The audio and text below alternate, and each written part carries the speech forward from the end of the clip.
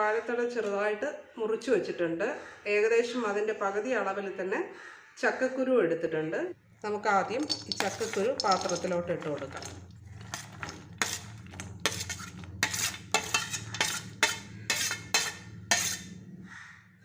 ഇതിലോട്ട് ആവശ്യമുള്ള വെള്ളം കൂടെ ഒഴിച്ചു കൊടുക്കാം.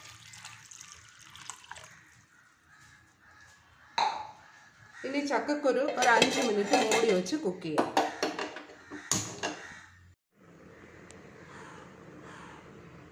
ഇതിപ്പോൾ ഒരു 5 മിനിറ്റ് കഴിഞ്ഞിട്ടുണ്ട്. ഇനി നമുക്കിതിലോട്ട് വാഴത്തട കൂടെ ചേർത്ത് കൊടുക്കാം.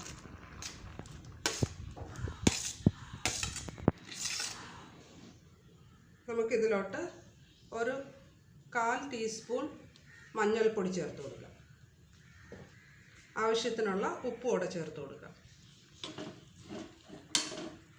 നമ്മൾ ആദ്യം ചക്കക്കുരു ഇട്ടത് ചക്കക്കുരുവിന് കുറച്ച് വേവ് കൂടുതലായതുകൊണ്ടാണ്. നമുക്ക് വാഴത്തടയും ചക്കക്കുരുവും വേവുന്ന നേരം കൊണ്ട് അതിലോട്ടുള്ള അരപ്പൊന്ന് ചതച്ചെടുക്കാം. ഞാനിവിടെ 3 പച്ചമുളക് എടുത്തിട്ടുണ്ട്, 4 അല്ലി വെളുത്തുള്ളി, 1/2 ടീസ്പൂൺ ജീരകം, 1/2 മുറി തേങ്ങ. ഇനി ഇത് നന്നായിട്ടൊന്ന് ചതച്ചെടുത്തിട്ട് വരാം. നമ്മുടെ ചക്കക്കുരുവും വാഴത്തടയൊക്കെ നന്നായിട്ട് വെന്തിട്ടുണ്ട്. ഇതിൽ വെള്ളമൊക്കെ നന്നായിട്ട് വറ്റിയിട്ടുമുണ്ട്. ഇനി നമുക്ക് നമ്മൾ ചതച്ച് വെച്ച് മിക്സ് ചേർത്ത് കൊടുക്കാം.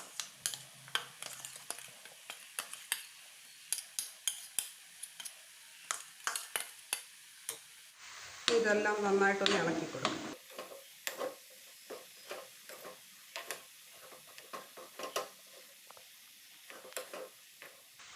ഇനി നമുക്കിതിൻ്റെ ഫ്ലെയിം ഒന്ന് ഓഫ് ചെയ്യാം. നമുക്ക് ഈ പാനിലോട്ട് കുറച്ച് എണ്ണ ഒഴിച്ചു കൊടുക്കാം.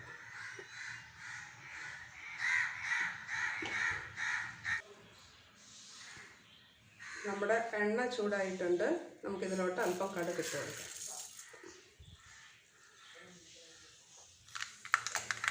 നമ്മൾ തോരനിലോട്ട് ഉള്ളി ഒന്നും ചേർത്തിട്ടില്ല, അതുകൊണ്ട് കുറച്ച് കൂടുതലായിട്ട് തന്നെ ചെറിയ ഉള്ളി ഞാൻ എടുത്തിട്ടുണ്ട്. അത് നമുക്കിതിലോട്ട് ഇട്ട് കൊടുക്കാം.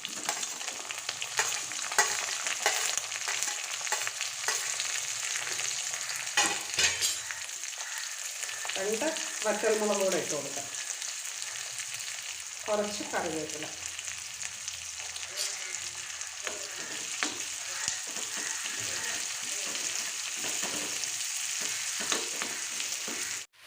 നമ്മുടെ ഉള്ളിയെല്ലാം നന്നായിട്ട് മൂത്തിട്ടുണ്ട്. നമുക്ക് ഫ്ലെയിം ഓഫ് ചെയ്യാം.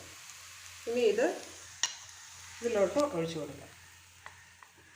ഇത് നന്നായിട്ടൊന്ന് മിക്സ് ചെയ്ത് കൊടുക്കാം. വളരെ ടേസ്റ്റി ആയിട്ടുള്ളൊരു തോരനാണ്.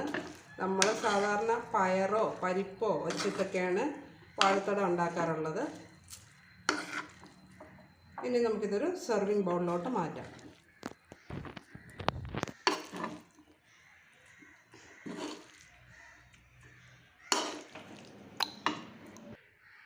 അപ്പോൾ നിങ്ങളും ഹെൽത്തിയും ടേസ്റ്റിയും ആയിട്ടുള്ള ഈ ഒരു തോരൻ തയ്യാറാക്കി നോക്കുക. ഫീഡ്ബാക്ക് അറിയിക്കുക. എൻ്റെ വീഡിയോ ഇഷ്ടമായെങ്കിൽ ലൈക്ക് ചെയ്യും, ഷെയർ ചെയ്യും, സബ്സ്ക്രൈബ് ചെയ്യുകയും ചെയ്യുക. Thank you.